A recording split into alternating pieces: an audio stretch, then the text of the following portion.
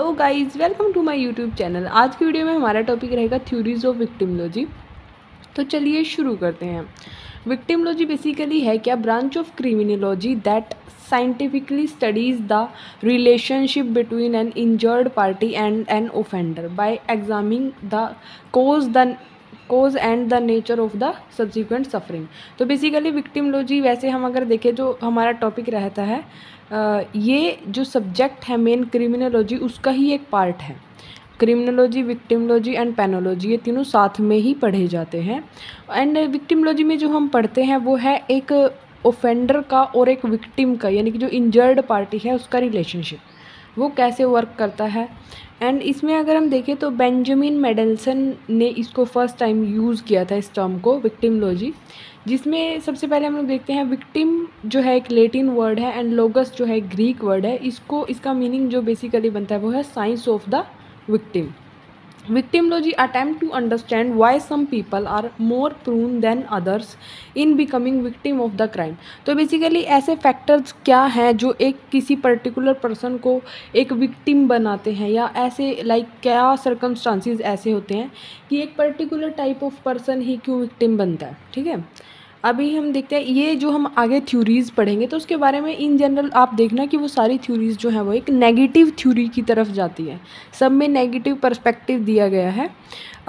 तो of course these theories are not in free rights and wrong, they are establishing cause and effect. तो basically इन्होंने कहा कि हम लोग ये नहीं बता रहे कि ये सही है या ये गलत है, ये बेसिकली कोज और इफ़ेक्ट को बता रहे हैं कि कहीं ना कहीं ये चीज़ें जो हैं क्राइम में कंट्रीब्यूट कर रही हैं।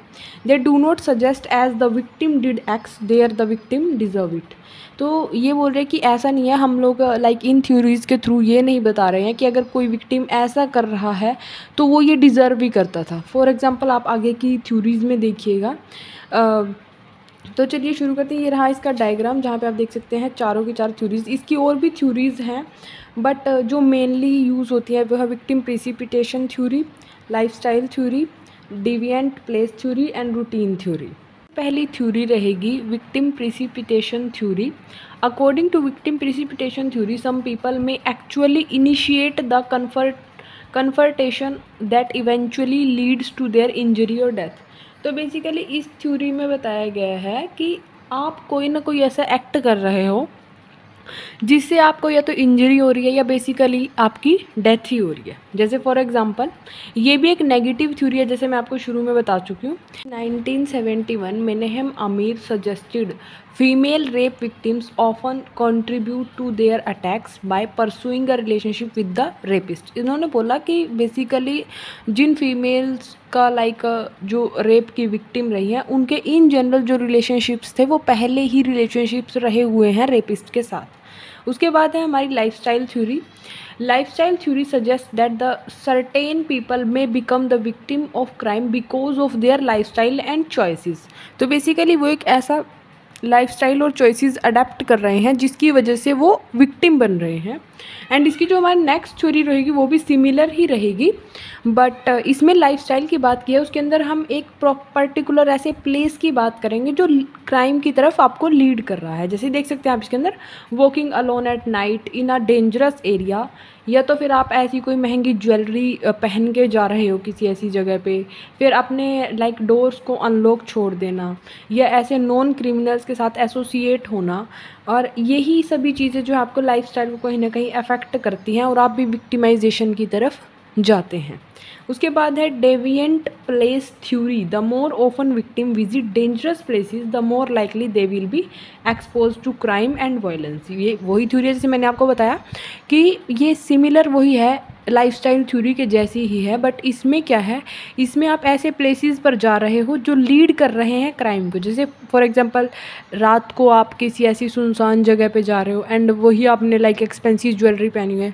जैसे आप लोग देखते हैं कुछ एक प्लेसेस ना ऐसे पर्टिकुलर फेमस होते हैं कि यहाँ चोरियाँ बहुत होती हैं, यहाँ इस तरीके के ऑफेंसेस बहुत होते हैं, यहाँ इस तरीके ऐसे बच्चे बहुत किडनैप होते हैं, यहाँ से अबडक्शन ज़्यादा होती है, किडनैपिंग ज़्यादा होती है, यहाँ ये पर्टिकुलर क्राइम बहुत ज़्यादा है। उसके बाद नेक्स्ट हमारी जो थ्योरी है वो है routine activities theory, victim practicing their routine activities. इसके आगे हम 3 पर्टिकुलर्स हैं जो इस थ्योरी को सपोर्ट करते हैं, वो देखते हैं। Of suitable target such age homes containing easily saleable goods. तो बेसिकली एक ऐसा घर जहाँ पे ईजीली सेलेबल गुड्स मिल रही हैं, ठीक है, तो वो एक सूटेबल टारगेट होगा किसी ऐसे चोर के लिए कि जाओ चोरी करो और ईजिली उन चीज़ों को बेच दो, ठीक है।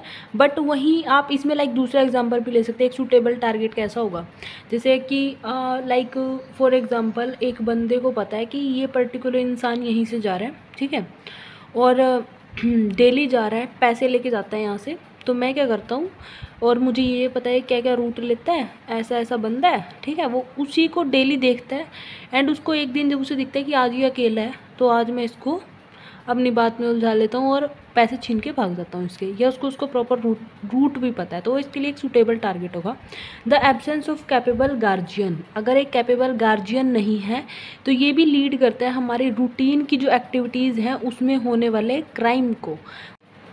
The presence of motivated offender such as the large number of unemployed teenagers. तो बेसिकली ये है कि जो क्रिमिनल है वो मोटिवेटेड ऑफेंडर है, ठीक है, उसको पता है कि वो क्या कर रहा है, क्योंकि इन जनरल वो रूटीन जो एक्टिविटीज़ है ना विक्टिम की, उनको एनालाइज कर रहा है और फिर उससे रिलेटेड वो क्राइम्स कर रहा है, ठीक है। तो इसमें जो मेनली इन्होंने बोला कि जैसे एग्जाम्पल में भी है कि अनएम्प्लॉयड टीनेजर्स हैं, ठीक है, वो ढूंढते हैं कि उनका पैसा, सबको चाहिए, पैसा चाहिए, या किसी तरीके के आप सेक्सुअल क्राइम्स भी आ सकते हैं इसके अंदर। होप आपको ये समझ में आया होगा। Thank you for watching, bye bye.